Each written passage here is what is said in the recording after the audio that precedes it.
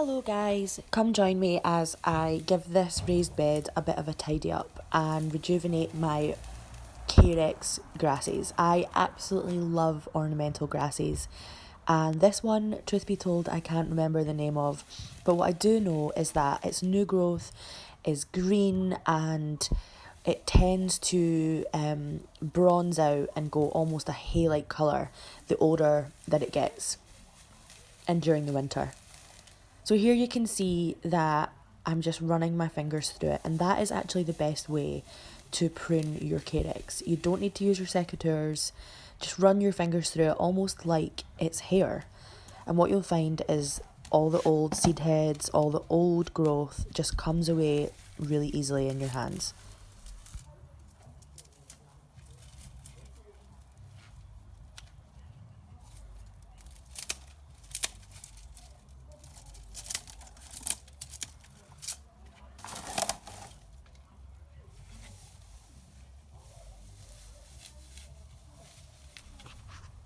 So let's take another look at me doing it here.